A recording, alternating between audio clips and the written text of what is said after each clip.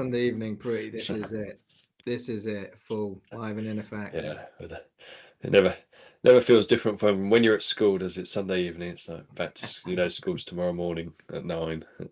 That same dread. Yeah. Knowing you haven't done your homework, nor are you going to. Yeah. And you haven't got a dog, so you can't say it at it.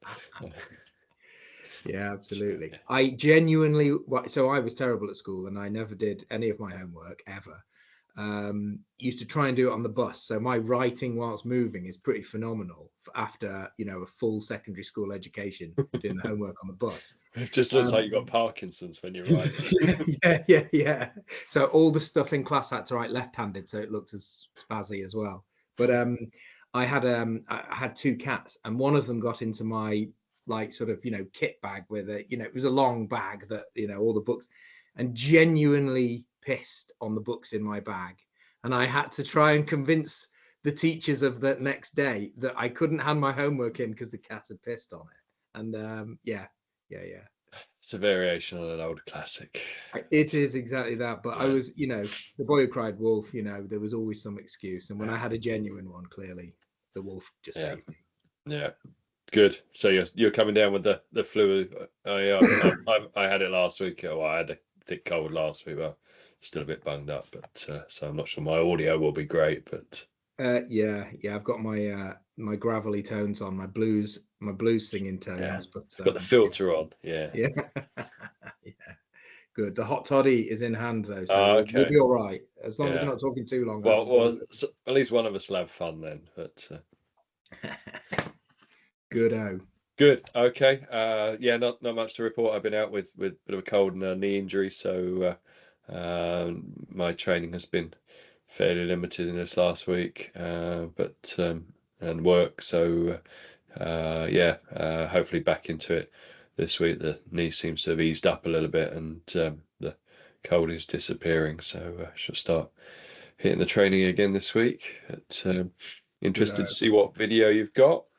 Yeah. So have a look in. Yeah, so I mean, there's a lot kicking about at the moment because there seems to be more and more incidents ever since that sort of the vehicle attack in Germany, and I know we haven't sort of touched on those yet. Sort of sensitivity, dictate a little bit of time. So something that is very recent, and again, similarly to the one on the train a couple of episodes back, sort of semi-directly sort of crosses paths with the life, sort of my life and my work life and where I move around. So it's a little bit less dramatic, but yeah, still of interest. See what you think. Yeah, that's cool. Yeah, I mean, I see there's been another attack this weekend in Austria. One with a knife, and someone tried to stop them with a van. Which was a good call. But maybe we'll. I mean, we've done one on that sort of stuff. Maybe we'll have another look at some kind of proto-terrorist attacks or whatever you want to call them at some point on a near future podcast. But interested to see what you got. Should we use the same format? You'll play it, we'll have a look through, and then maybe have a look a second time depending on how long it is, and tell you what I think as a sort of initial impression. Okay, so let me see my super internet skills. Let me see. There we go. Can you see something? Not yet. Oh, it's coming. It's coming. Oh, I can see a street. Yeah. London street scene. London, is it? London, yeah. So some people may have seen this on the news, depending. I don't think it made regional, but certainly local news, and has popped up on a few feeds online. But I'll let you watch anyway. So I'll let you watch through. Sort of main focus. Well, anybody you see moving in shot, really.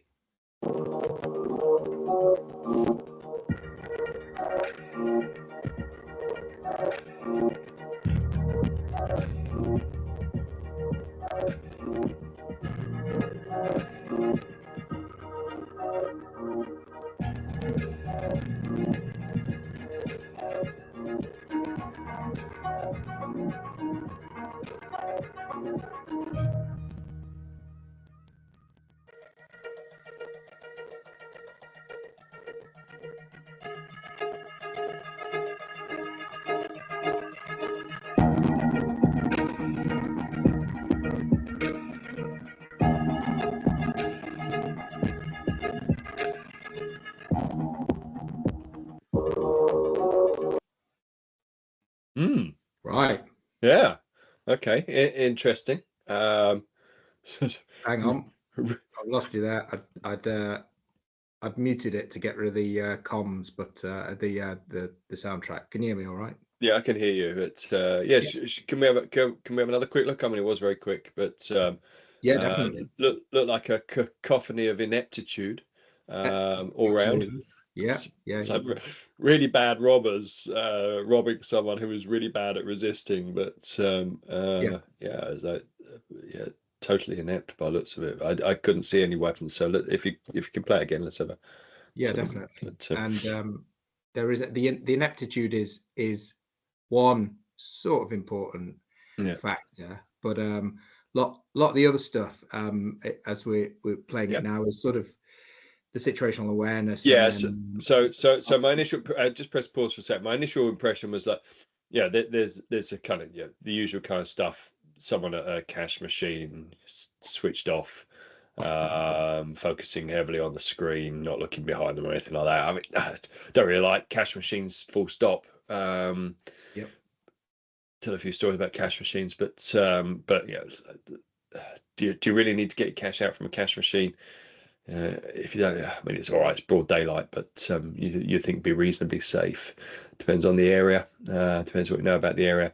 Easier to go into a kind of 24-hour Tesco or whatever it is and ask for some cash back if you really need Yeah. cash. Well, this is what sort of triggered it is the number of times we've run this scenario Yeah, within training and then yeah, had those same conversations, and yeah, sort of you never quite know how much people take it on and how much they genuinely think that there is any sort of risk in using a cash machine, because it's such an everyday occurrence. But yeah, so this popped out. Despite the ineptitude, we can dive into yeah. that in a little bit. And try some sort of triangulation as well. Right. So they're well spread Right. out.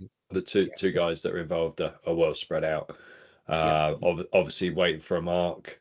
Obviously signaled or have they've got a bit of symbiosis going on who they're gonna get. One of them's come a little bit quicker, looking around, checking. Maybe signaled his mate, didn't see that, or his mate just knows that he'll get close as soon as he sees him approach and suss the target out. And you get that kind of classic triangulation, one from behind, one from the side, and to approach in that way.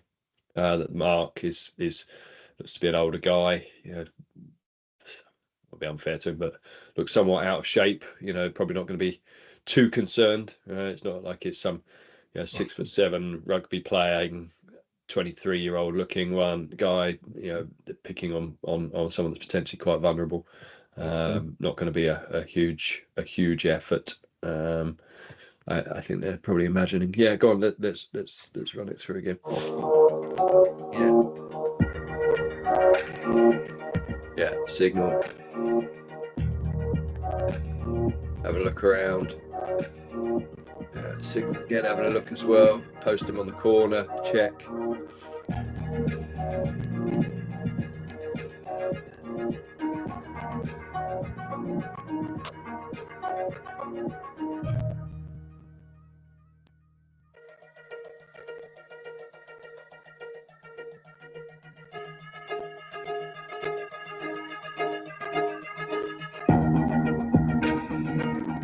Picking up a note at a time by the looks of it.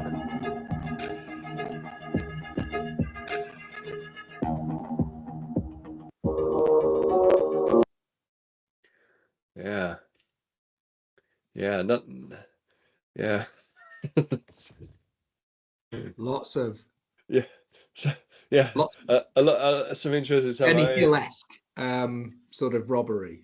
I mean, it was pathetic, right? I mean, as a robbery goes, I mean, it was pretty pathetic. I mean, I assume they just thought they were going to be able to snatch the money and be done, and weren't quite sure how forceful to get, if they even had any kind of force in them. So the Once robbery he was started to. actually for his watch. Okay. So he had a Rolex on, and that would lead into your, they've identified him as a mark, probably before the cash machine. They probably picked him out, and he's happened to go to the cash machine whilst they've been tracking, is my suspicion. Yeah, I couldn't tell what they. I assumed he had a handful of notes, and they were trying There was a lot falling, to and kind of wrest the notes off him, especially as one of them bent down a couple of times to pick stuff up. So maybe that they picked him out before, or I guess it may be that he went for the notes and then saw the watch and thought, I'll have the watch as well, right? Maybe they've seen him come out of a restaurant or something, but it didn't seem particularly violent, snatch and grab kind of thing, which I guess he was very lucky. He had no clue that they were there. I mean, just one of them stuck a knife under his armpit. Once he started to resist, he wouldn't have had any kind of clue that was going to happen. It was just the fact that they didn't. Obviously, they were practiced and done it before and worked out a plan. Right, so as we always say, career criminals, they train. They you can see that there were signals going on. They were having to scoot around, eyes on a swivel. One of them was posted on the corner so he could see all 4 directions from that before he came and joined in to make sure. So they had eyes on the scenario. He could give a warning. The other one was the one that was obviously going to grab the stuff, stood right behind him, distance where he could see what's going on, make a lunge for the cash at the right moment when the cash came out of the machine. I hadn't got a clue there was anyone stood behind him. Kind of classic triangulation robbery. Yeah, absolutely. And you're right, it's relatively innocuous in that video, but there's no reason that couldn't equally have been him having his head put through the front of the cash machine, him having stuck something up and under his arm as soon as he started to wrestle. It's just luck that they were not violent. Or even when they're in the middle of the road. I mean, even if they're unarmed, right? Two of them have, two of them on him. One of them just picks him up and slams him down, and he impacts his head on the pavement because they're getting frustrated. He won't give up whatever they're trying to get him to give up. One of them only has to really sort of trip him up or yank him down, and older guy, slamming to the floor like that is probably going to do some fair bit of damage. So he got off quite lightly, but that was more luck than judgment. And so don't wear a watch like that.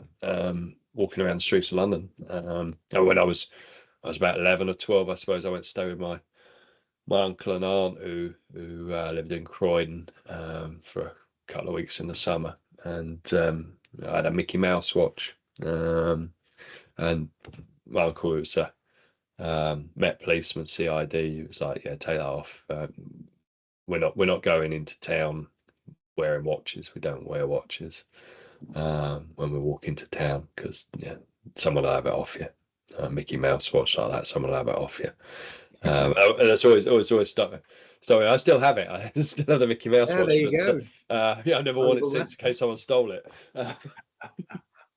Only on best occasions, right? If I go to a posh college dinner or something, I'll put a Mickey Mouse watch on. It's about the size of a 1p coin. It was a kid's watch, but perfect for your But never worn it since. But no, I don't understand. Well, I mean, I see the attraction of nice stuff, right? We all like nice stuff and things like that. I've never seen particularly the attraction of things like Rolexes. I mean, I understand that they're kind of collector's items and so on. But my man was a watchmaker, and he absolutely detested anything like that. Right?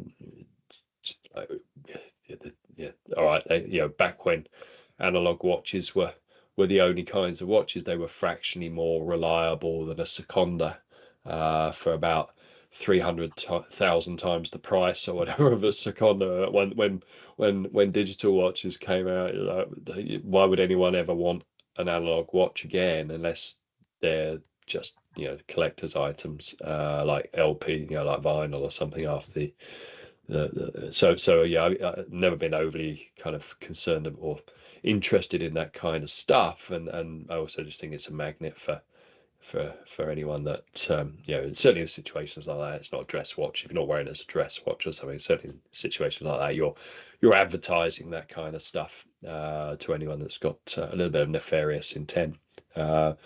aside, yeah, the guy was a bit lucky that they didn't just start slinging him around there was no traffic, but into the traffic or against the car,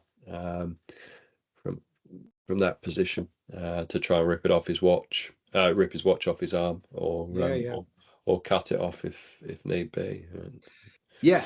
All the all the escalations that could have happened. I mean, fortunately they clearly didn't look, even when they're ragging him around. The guy's clearly not fit, and he's not huge. He's a bit, portly maybe, but they're not doing him a lot of harm. They didn't No, look particularly physical in no, themselves. yeah, So it then goes on to sort of, well, what do we train for? Yeah, we train for awareness, and we try and sort of be tactical in not taking cash out on a high street when you're wearing a gold Rolex, when you're carrying your Chinese meal home because you've probably had a couple of lunchtime pints or whatever it is.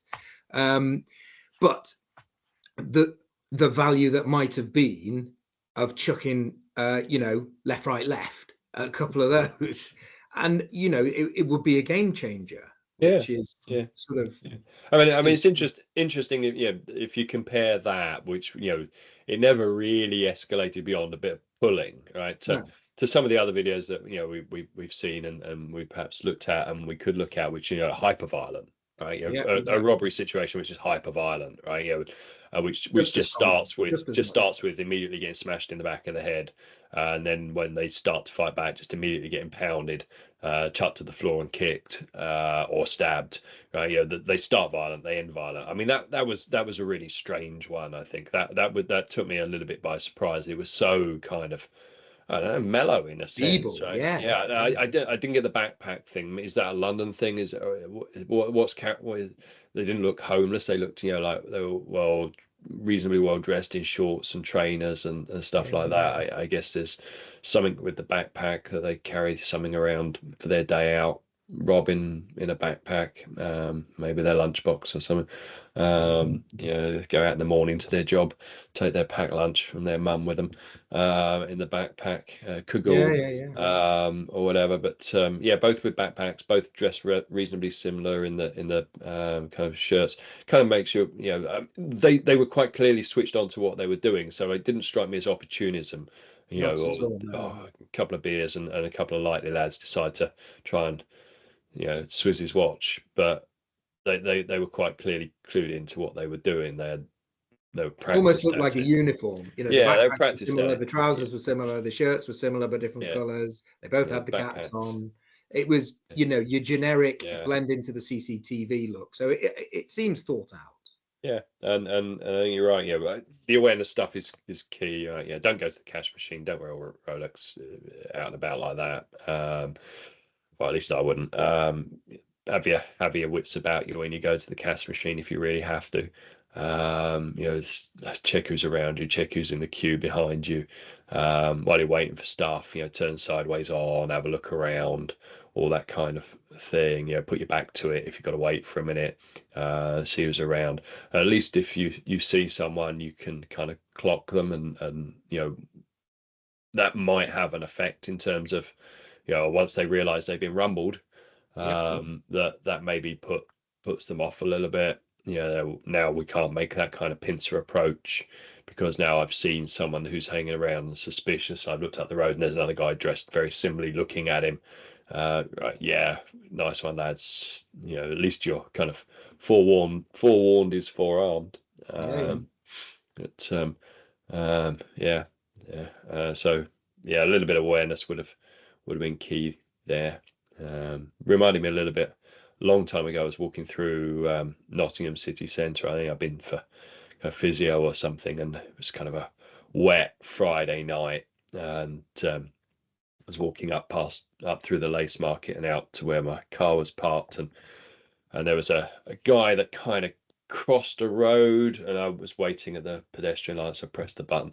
This guy kind of crossed the road and was sort of stood on my right shoulder, but it was a little way back, and don't like people being stood quite that close, so I moved a little bit and looked around, and there was another one a little bit further back that was coming out of a shop doorway, and so when the the signal went, I was going down a little road opposite the pedestrian crossing. So I cut across at an angle, and they kind of meandered around.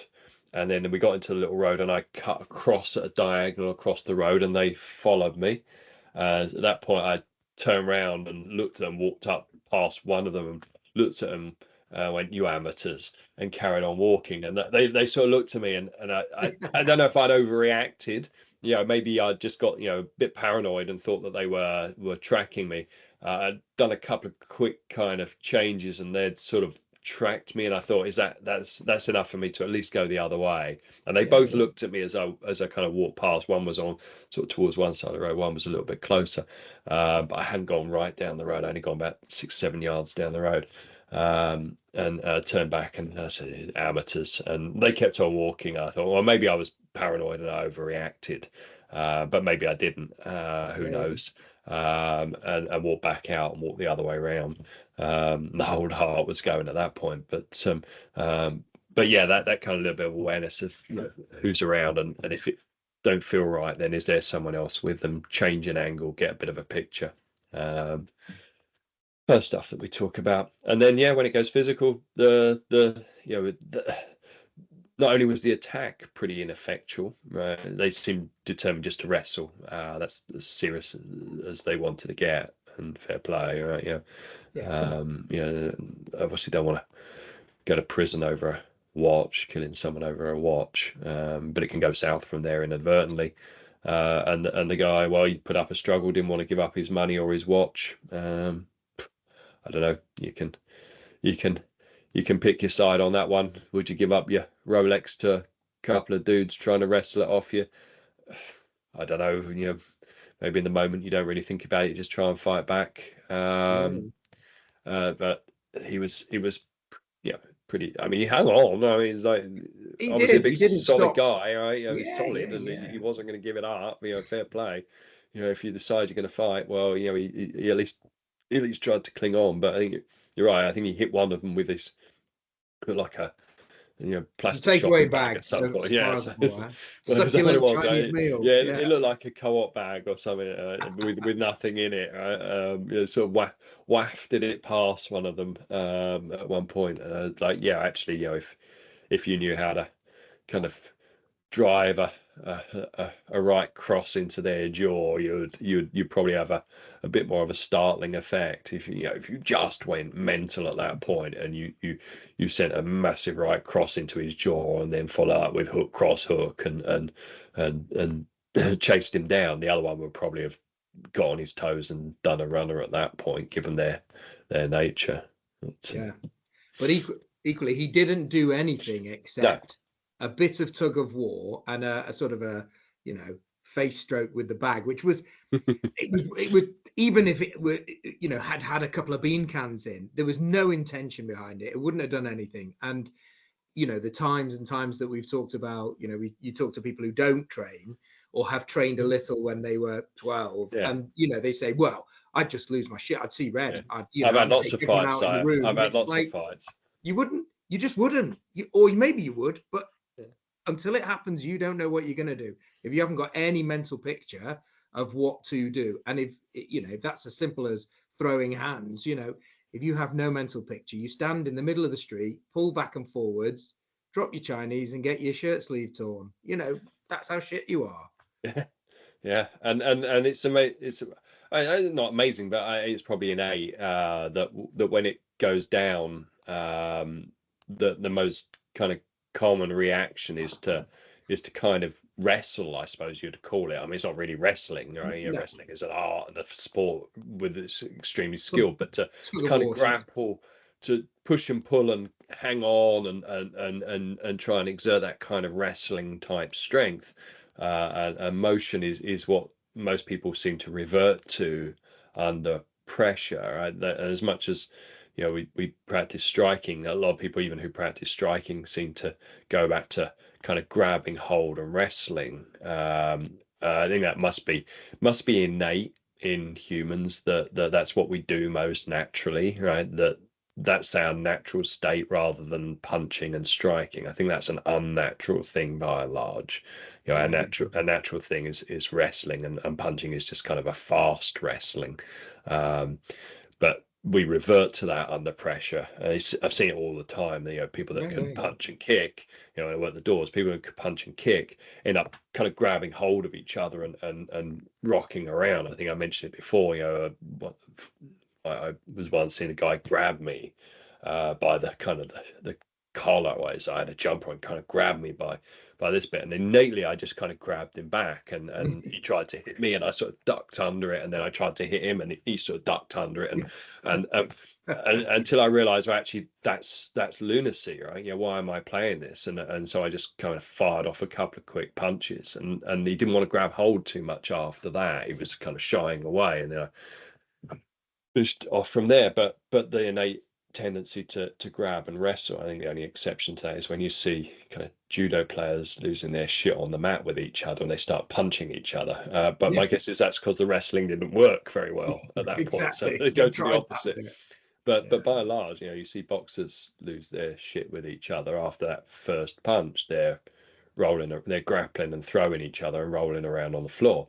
And so, you know, I think we fairly certainly say that kind of inclination is innate, and my guess is that's what he did under that kind of circumstance. You know, he was, you know, determined to hang on to whatever he got. They were determined to pull it away, and then ensues a kind of a trial of will and strength over the sort of the wrestling. And had he been able to break out of that and go, like, I don't care if they got their hands on me, right? That just means they've tied up their hands, but mine are free now to smack them in the head. That might have been a very different kind of outcome with that training. But training to do that is difficult, right? You know, getting manhandled, as we know, yes, we practice a lot of sort of being manhandled, and not trying to cling on and make yourself safe.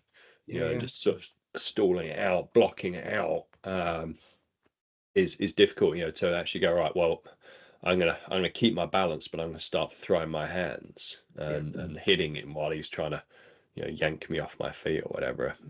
Is a difficult thing to achieve, and takes a lot of training. Yeah, for sure.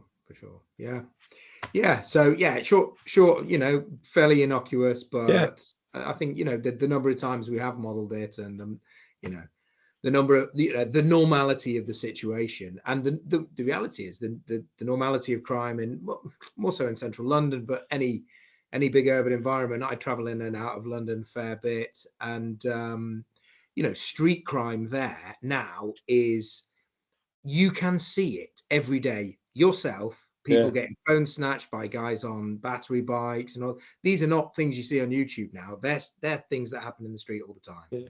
You know, there are, you know, it's a little bit sketchy even in the nicest part. You can see that was a decent street wherever he was. That's all right. You know, look, back street round the back of Soho or something. It wasn't like that. Brick Lane at 2 a.m, was it? You know, so but yeah, you get it everywhere. You get it everywhere now, I think, and sort of opportunism, and sort of there seems to be a bit of a rising tide of sort of low-level street violence. Could be saturation through the press, but it's a sensation I have at the minute is people are willing to do more shit in the street now. Yeah, I mean, crime figures seem to bear some of that out, but you know, there also seems to be just this.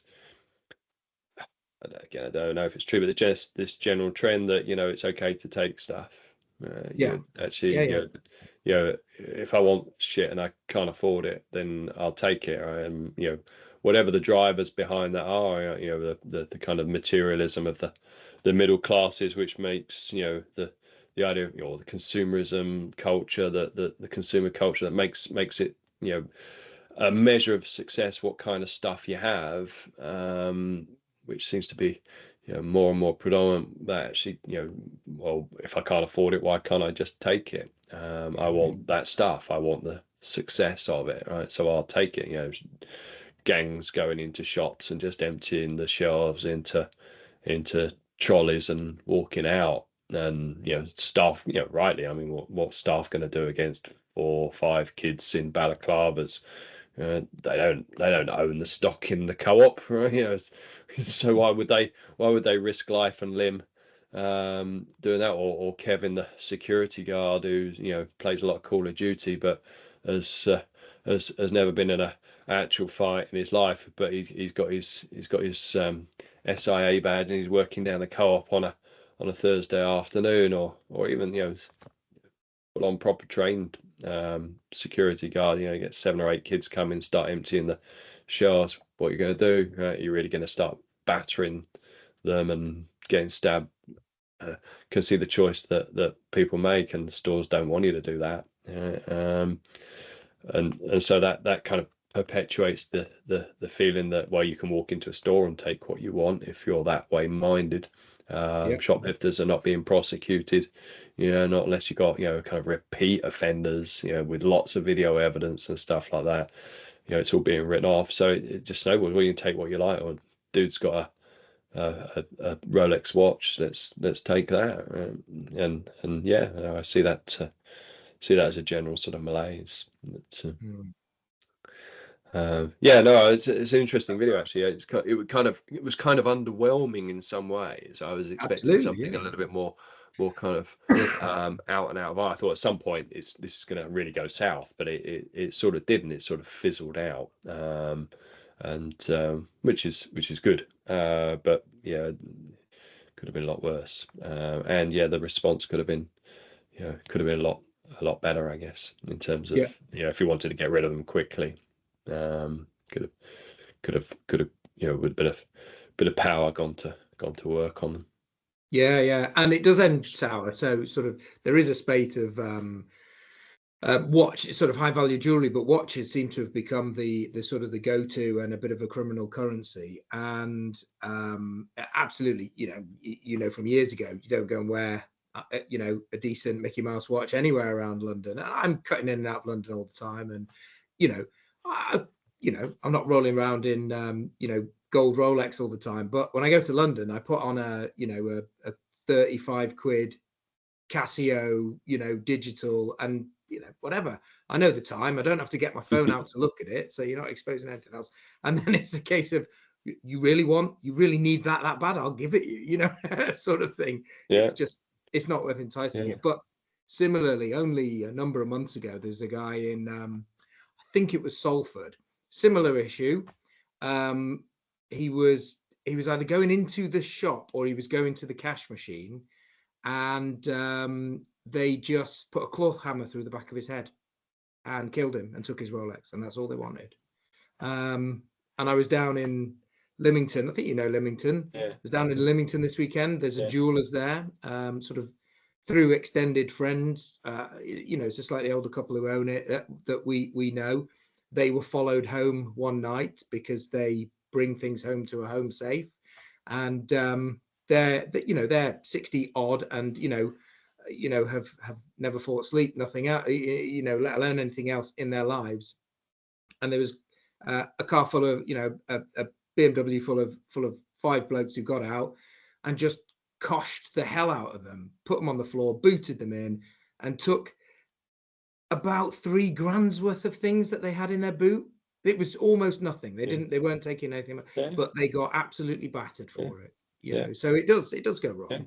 No, well, I mean, I grew up with that, right? Because my father was a watchmaker and jeweler, right? He owned a jewelry shop, and watches and jewelry. And for a lot of my life, until I was about 14, the shop was in a different town to where we lived, but he was all, and the shop would have kind of, he put a grill on the shop window at the front at night and so on. The shop was broken into 3 or 4 times. Despite that, they pulled the grill off the front using car and chains. They took pickaxes it was a flat roof. They took pickaxes to the flat roof and so on. But he was always very careful going home at night, and in the car and stuff like that. Always, not that he ever took anything home with him, but always thought they might want his keys or something like that.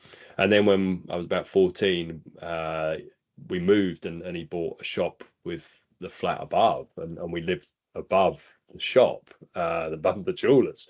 and we were burgled 3 or 4 times, right? And it was always a concern, make sure all the doors are locked at night. What do you do if there's someone at the door?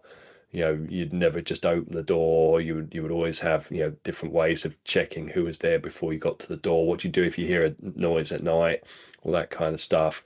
And yeah, time we heard the door going downstairs, and like call the police and wait. But yeah, so yeah, always and you used to have to go around a sort of dark passage down the side of the shop and around the back and then up some stairs to the flat. And that was always a bit kind of nervy at night. You come home at sort of 11 o'clock or something. It was always a little bit nervy walking down the panel. There was no lights down there. It was apart from a kind of a security light you could turn on from inside the flat, and you'd always forget to turn it on. So because there weren't motion sensitive ones or anything like that. It's like so yeah, no, it was always a slight concern that you weren't sure, if the property was entirely safe, or who might be around and what they might be prepared to do to get in. But I think it's always been the way. People have taken things off people that they think they can take things off, but like you say, it does seem more prevalent now. And I think what you see in that video, and then sort of same comments there. The tactics, having some idea of what you're doing as you move through the world, because the number of people who don't, they just everything's whatever's in front of them, not left, right, or behind, or what happened 2 minutes ago, or where they're going to end up in 5 more minutes.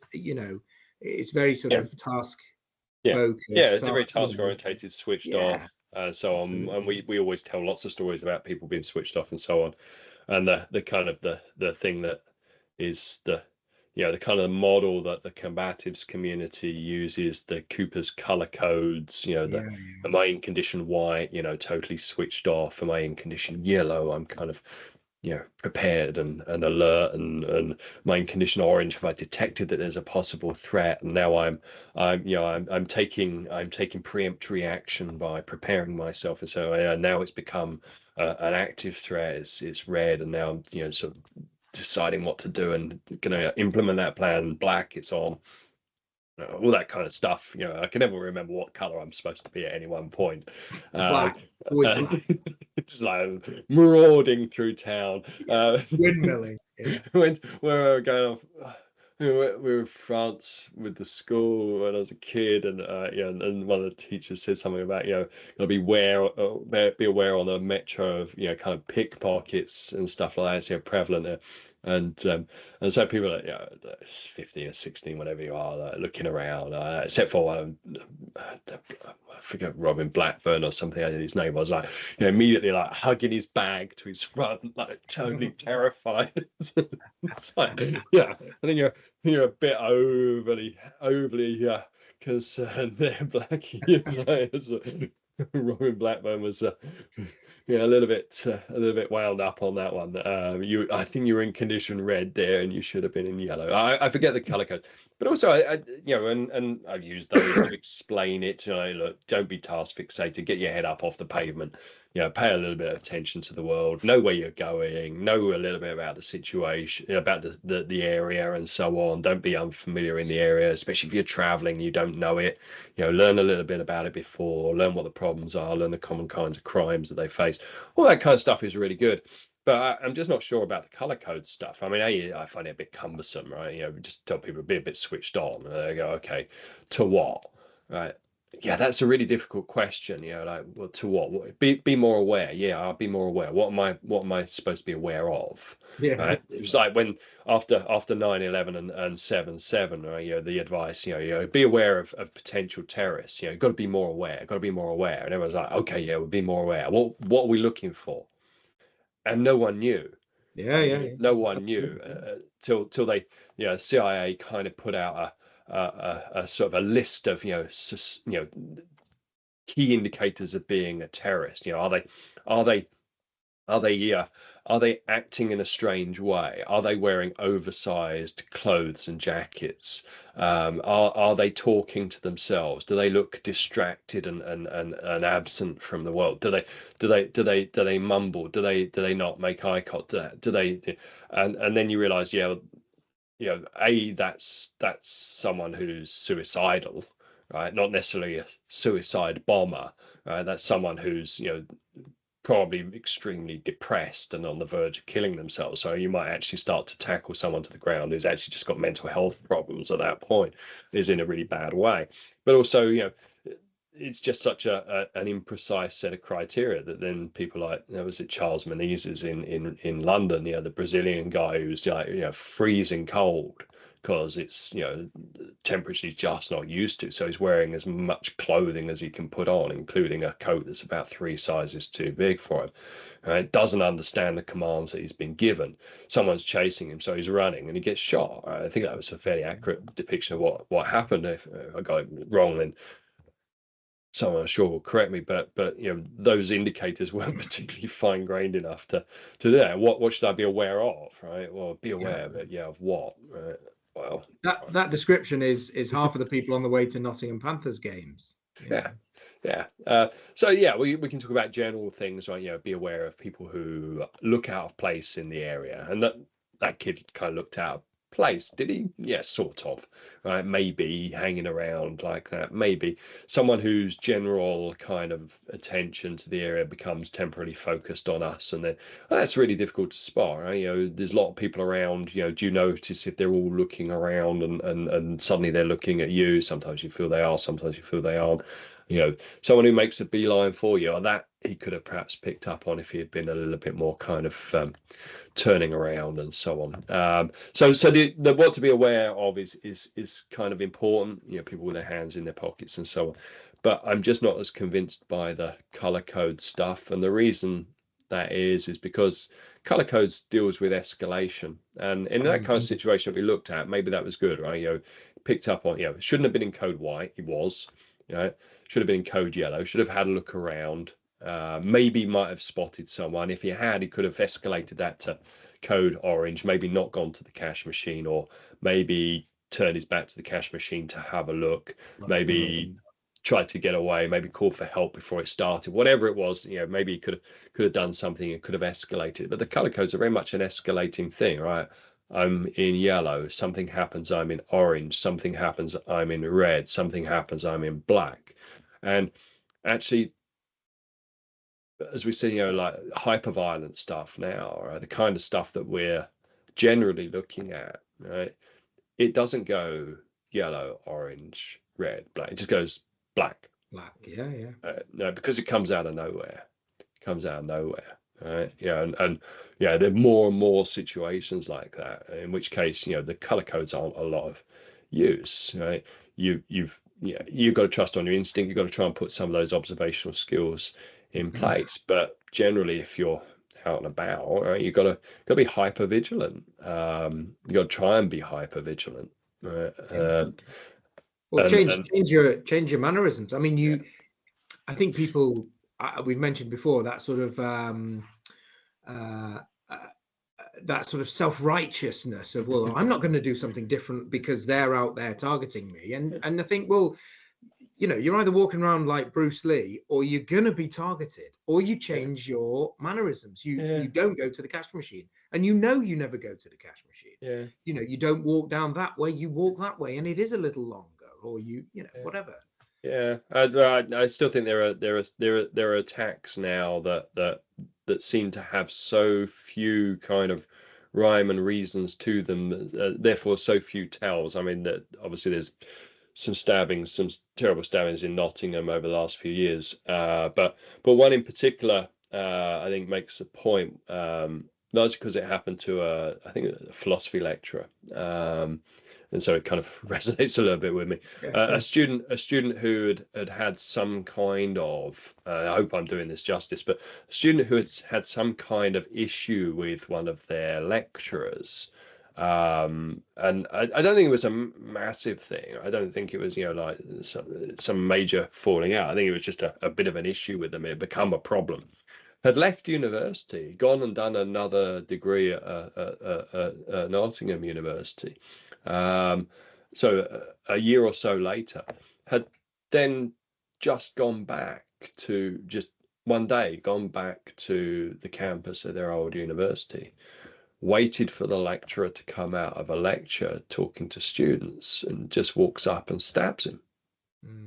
Right, so okay, where was the yellow and orange there? Right? You're on a campus. Generally, you kind of think you're probably not in the sort of environment like a city centre where you're kind of don't know it and stuff. Generally, if you're on a campus, you kind of think you're probably not going to get stabbed, right?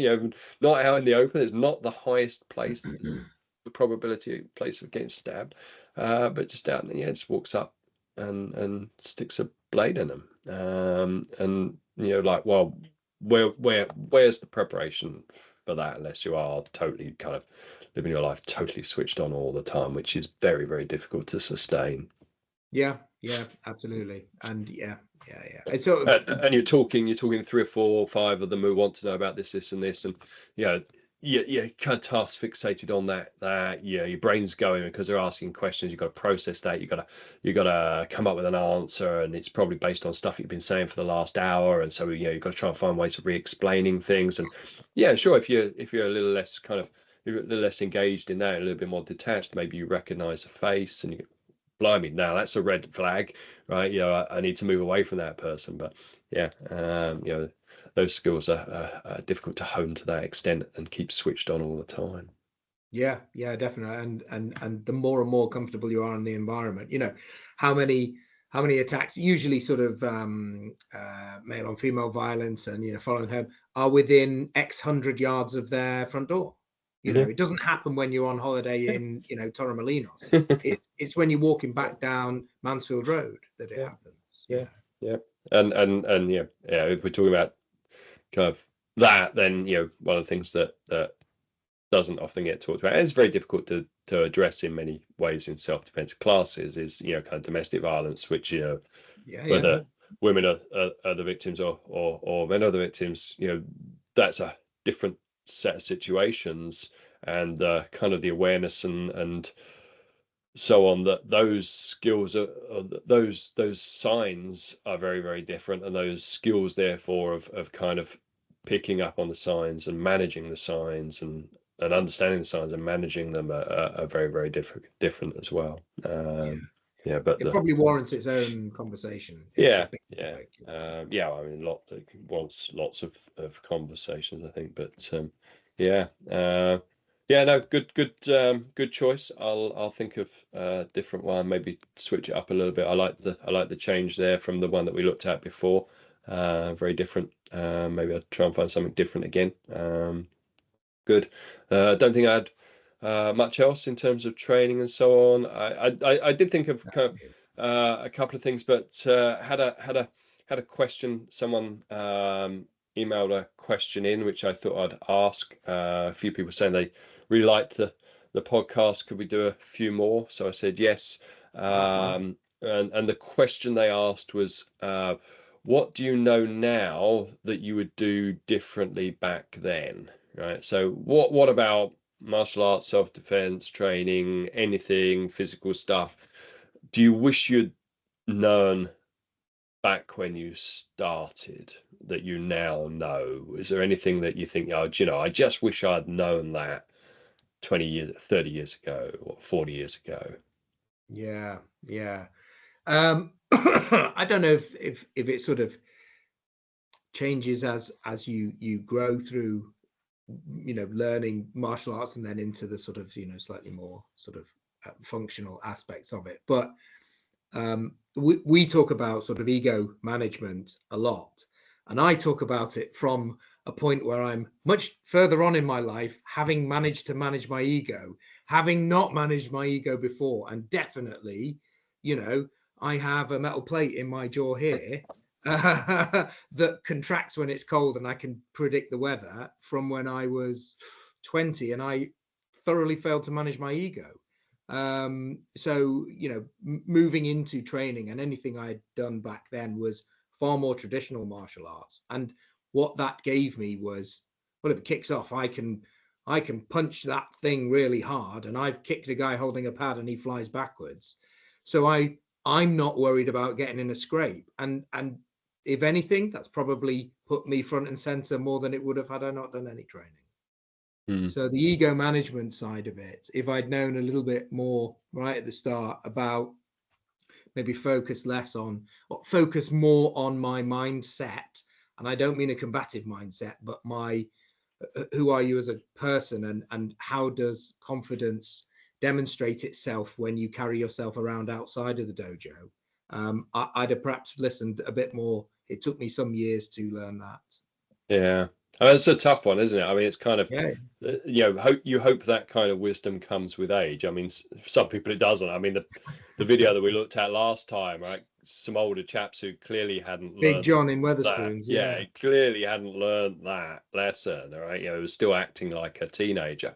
But you kind of hope as you get older, you get a little bit wiser to these things, and your ego plays less of a part. But that's very difficult to have that wisdom when you're younger, right? It comes through experience, seems to come with age. I mean, you do meet some younger people, younger men in particular, who seem, you know, very kind of alert to it, and they don't have a much of a kind of a ego like that.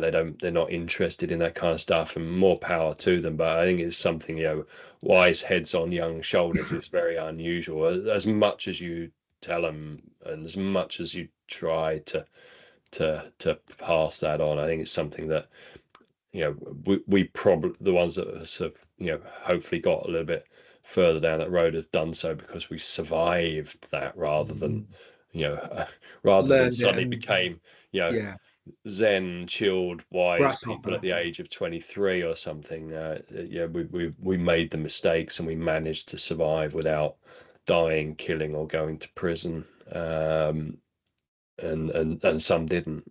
You know, lost people along the way who didn't manage those things. So yeah, so that's a tough one. You know, be older and more mature. And I see it at work. You know, young kids, 18, 19, 20, 21, and you know, and I think, God, you know, you're so cocky, you're so confident, you're so ego driven, and really you have nothing to be cocky and confident about, right? In that sense, in the way that you're, you know, overly confident about stuff, right? You just like, you know, very immature. But yeah, no, that's a tough one. That's a tough one. Yeah. Don't get into so many scrapes. You know. Hopefully, yeah. The only other one that jumps out, I think, you know, you fail to appreciate until you can sort of look back from you know, the rarefied air we sit in now, and realize, you know, the stuff that you sort of dabbled in and tried this and done that, and you know, everything has its value. It's all much of a muchness if you're talking about not becoming competitive in a specific you know, form, or you're not needing it for very specific requirements. You know, anything will do you some good, but what the only thing that does you any good is time served. Repeat, do it again, do it again, do it again. Keep going to training, keep hitting that punch. When you've hit 10,000 straight rights, make sure you then start counting from one. You know, it's stick at it. You know, the things I've started and dropped. You know, the things. You know. Yeah, and even within martial arts, you know, moving around from one to the next to the next to the next without ever really kind of getting good at any of them. That's a problem I see all the time. It's a problem I see all the time. People that have dojo hopped and they've done, you know, a year of this and 8 months of that and 18 months of this and so on, and they're a beginner in everything and adept at nothing. But yeah, no, I would hate to train for 10, you know, 10 different sort of styles, you know, for the sort of the 10-week induction course, because I wouldn't know what the fuck I was going to do if I had to do something. Yeah, so. and these things, you know, and again, this is again a kind of a bugbear that we've talked about a few times, but this idea that somehow self-defense combatives or Krav Maga, whatever you want to call it, what we do, that broad spectrum thing, is somehow easily learned, and you know, it's the magic move, right? You know, that, you know, if you do it for 6 months, it'll be fine, right? I said this before. Yeah, sure. If you want to do a short course, if you want the 10-week thing, and you get a little bit of awareness, a little bit of skill, a little bit, you know, in a scrape, it might do you some good, especially if you can get the jump on someone, right? You know, that's a little bit of training that may improve your odds a little bit. right? But if you're more serious about it, if you want to dedicate more time to it, if you're the kind of person that wants to dedicate more time to it, then it takes a long time, right? It takes hard practice. There's no magic moves that you can learn in 6 months that will somehow make you invincible against a knife. I think I said it last time. Imagine I say this on our induction programs, induction classes. Take have you seen the UFC, or have you seen any MMA? Right? There are people down the road that train MMA, right? And they will fight every few months against another guy that's been training MMA for 3 years. And after 9 minutes in the cage, both of them will still be stood up. They'll be battered and bruised and bloody and still stood up, right? If I put a knife in one of their hands, is it going to be easier to defeat or more difficult to defeat? Right? And the answer surely is it's going to be more difficult to defeat. You take someone with a bit of skill who's hard as nails, give him a knife, but you want me to show you a move that is going to make him easy to defeat, right?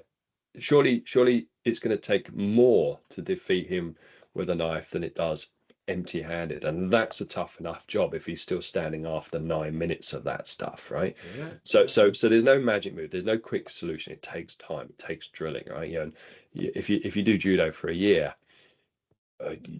you're an orange belt, right? You know nothing.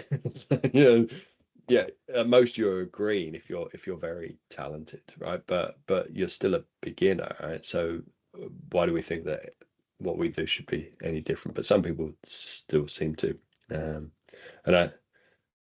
My one thing is actually related to that. What would I do differently if I had my time over again? I think in terms of and this is quite specific.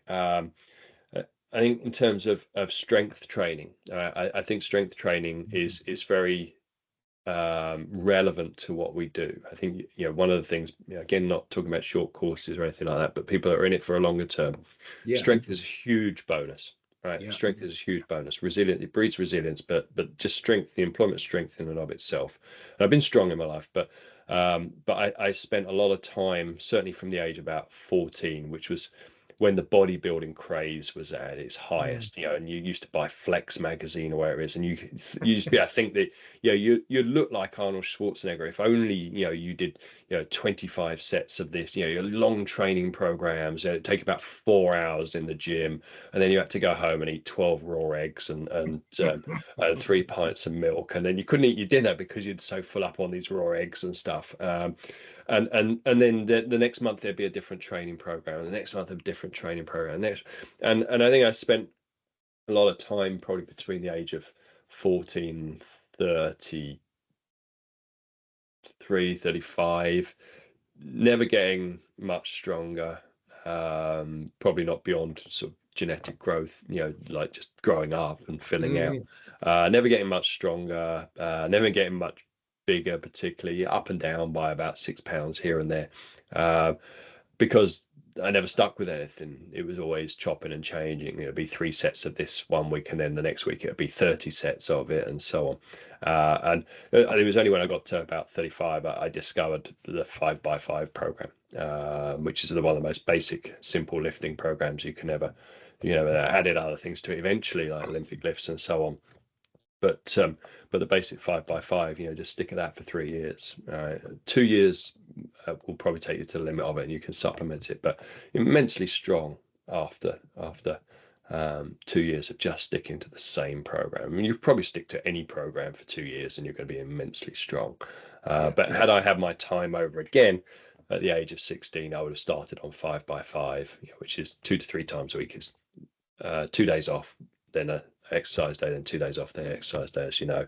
It's broken up into two workouts. In workout A, there's squats, overhead press, deadlift. You do 5 sets of 5 reps on each. On workout B, is squats, bench press, bent over rows. So you're hitting all the major muscle groups. Multi-joint exercise, so you're not just using one lever, you're using multiple levers. And because you're doing 5 sets of 5 reps, you've got to be able to sustain the weight that you're doing. And then each if you hit your 5 sets of 5 reps, you go up a small amount, 2.5 kilos a pop, and you can't fail but to get stronger. And I think if I'd done that, I think that would have actually meant that I was much less likely to get injured. I suffered from a lot of injuries in my training career, a lot of injuries, and I think it would have also benefited me in terms of competing in judo and stuff like that, much more than the strength training I ever did. But yeah, that would be my one thing. Stick. Find a. Being strong is related intimately to what we do, and stick with a really simple program. Get yourself strong. That's the best supplement you can do for kind of self-defense training. Yeah. Excellent advice. Good. Good. Right. Well, we're up to the hour, so we should probably stop. Another hour-long one. I keep saying we should do a shorter one, but it always gets to the hour once we start guessing. Oh, I know. Yeah, a couple of old women. But yeah, Yeah. good. No, good to talk. Yeah. Look forward to the next one fairly soon. Yeah. Don't know if you got any more fan mail from our guys down at Broadmoor. Anything come Well, in? yeah. One of them said I had an email from one said that Reggie the dog Trubshaw couldn't write at the moment because he was tied up. But Poor Reggie. yeah. We'll hope to hear back from him. But when his arms come free, he will drop us a line. So big shout out to the boys at Broadmoor. Yeah. Good stuff. Right. Yeah. No. Well, look forward to the next one. Find something different. I hope the cold doesn't bite too much. And it's all right. Yeah. We'll grizz it out. But yeah. Good to see you. Good to chat. All right. I'll see you soon. See you later. Cheers, me hope. Bye. See you.